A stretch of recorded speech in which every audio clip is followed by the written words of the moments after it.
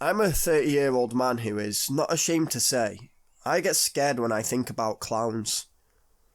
There is a very genuine reason for this that happened when I was around 12.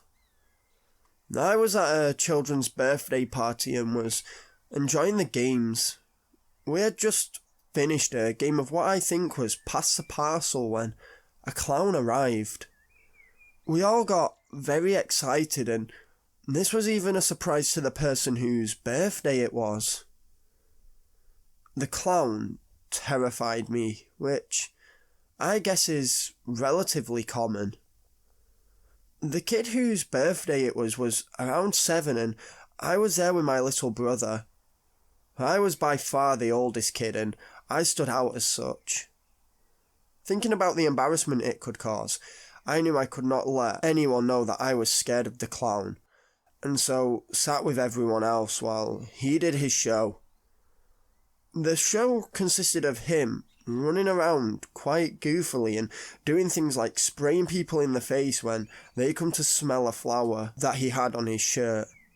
I quite enjoyed the show, in all honesty, and the laughing had suppressed my fear, although I still wasn't 100% comfortable. Towards the end of the show, he started doing some magic tricks. It was then that he asked for a volunteer for his next trick, and the way I stood out as I did, he pointed at me to come up. My fear immediately returned, but I again thought of the embarrassment it would cause if I refused. I anxiously made my way to the front. The clown whispered to me he needed to take me into the corridor to explain the trick. He told the kids to have a dance and put some music on. Right behind the stage was a door that led to toilets, a kitchen, and an emergency exit. He walked me through the door and the strangest thing happened.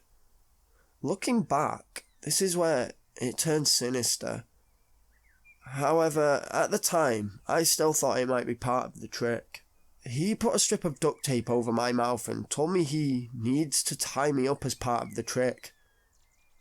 I tried to resist, but he continued until he had both my arms and legs tied together. I was unable to shout due to the tape on my mouth, and he kept telling me it was all part of the trick. He started to carry me, but went in the direction of the emergency exit rather than back to the stage.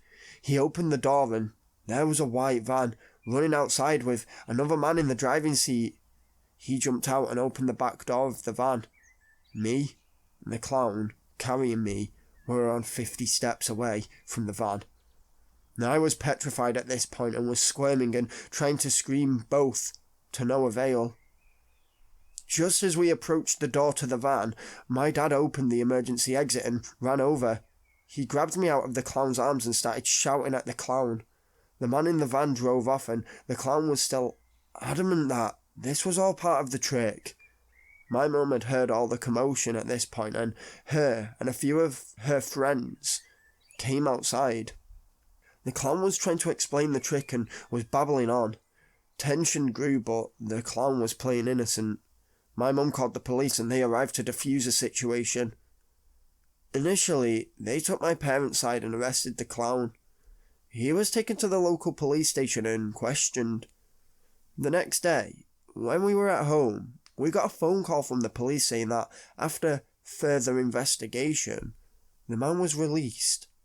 My parents were fuming as they were sure I was in danger, and I was getting very nervous and very uneasy about what had happened, especially when seeing the way my parents reacted. They clearly thought I was in real danger. Although they were really pissed off, there wasn't much else they could do. So, in that sense, we thought that was the end of it. A few months passed and I had finally started to forget what happened and not think about it every day when, one night at home, the phone rang.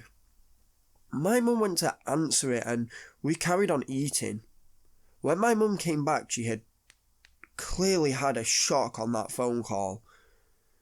She told us a young boy had been abducted around 12 miles away and that the MO was exactly as happened to me. They wanted us to go to the station to repeat our statement and answer a few more follow-up questions, and we set off immediately. In the end, the boy who was kidnapped was unfortunately never seen again. However, the man was caught and charged with murder and attempted abduction of me.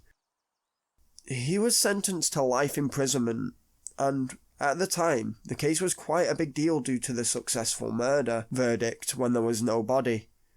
Nothing has ever been found. I knew very little at the time, other than the basics, but I recently researched the incident in a bit more detail. I still feel a mix of guilt and anxiety on a daily basis, and I'm on medication for it. My life has not been the same, and I always try everything to avoid seeing a clown ever again. Whenever I do, the flashbacks are too much, and I think back to what could have become of me, and what did become of that poor young boy.